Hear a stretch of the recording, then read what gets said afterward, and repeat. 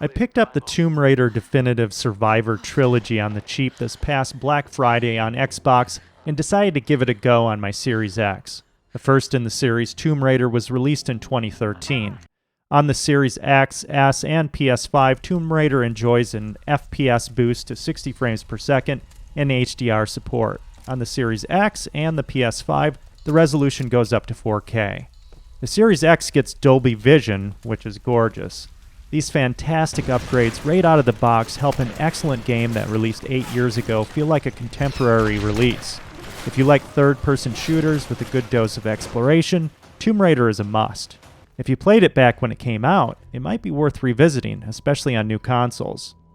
I played Tomb Raider when it originally came out and remembered being surprised by how murderous and lethal Lara becomes as you progress through the reboot. The body count is high. One thing that struck me as I was playing this time was how fresh the combat stays throughout the campaign. There might be auto-aim settings, but on a normal difficulty playthrough, they weren't enabled. Aiming is not forgiving, but also not unwieldy, making combat encounters fair and intense. Instead of being able to hide behind cover perpetually, enemies will either destroy it or flush you out with explosives or molotovs. Enemies rush your position in numbers, but never in a way that is unreasonable. They keep you on your toes, which is a good thing. Exploration consists of 2 layers in Tomb Raider, the first being items sprinkled along as you progress through the main storyline. As you go through areas, you can find all sorts of ancient artifacts and journal entries. These do a good job of fleshing out the backstory and providing interesting historical context. The second layer is the challenge tombs. These areas involve a series of physical puzzles which must be solved to unlock the main artifact. The puzzles in Tomb Raider are fantastic, and you could skip over most of them by not seeking out challenge tombs. Of course, if that's the way you rolled, you'd miss out on many upgrade opportunities for Lara and her weapons. Lara is underpowered in the beginning of the game. She has a basic bow and even lacks the ability to perform melee attacks. As you progress, you can apply meaningful upgrades to your weapons and Lara's abilities. Lara needs these abilities as the combat gets more intense.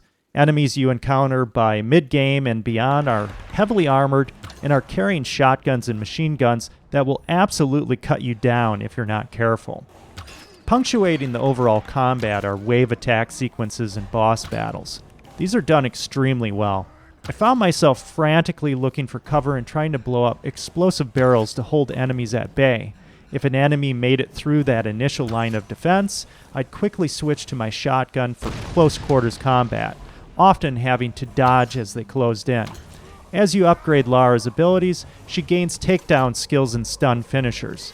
Nothing feels overused in Tomb Raider in terms of combat. I didn't stick to one weapon or one type of attack. Because of the different enemy types and how they were attacking me, I would often utilize slightly different weapon combinations. My bow, assault rifle, shotgun, and pistol were all viable options, and their effectiveness changed as I upgraded them. For instance, I wasn't a fan of the assault rifle early on, but as I upgraded it, I got a grenade launcher attachment and more lethal ammunition. Tomb Raider has some of the best visual language you'll find in this type of game. It's an essential element to keeping the action moving while promoting a good amount of exploration. I can't think of a moment in Tomb Raider where I didn't know where to go. Exploration isn't just handed to you either. I still needed to look for the telltale yet subtle white paint on ledges and walls, letting me know they were climbable. I appreciate how exploration is blended into the overall experience of the game. It's very much in your best interest to explore, and there are some common indicators that let you know to look in certain areas. But if you really want to poke around, you can always find some more items without getting lit up by enemies. Once you clear a combat encounter, you can explore without always looking over your shoulder.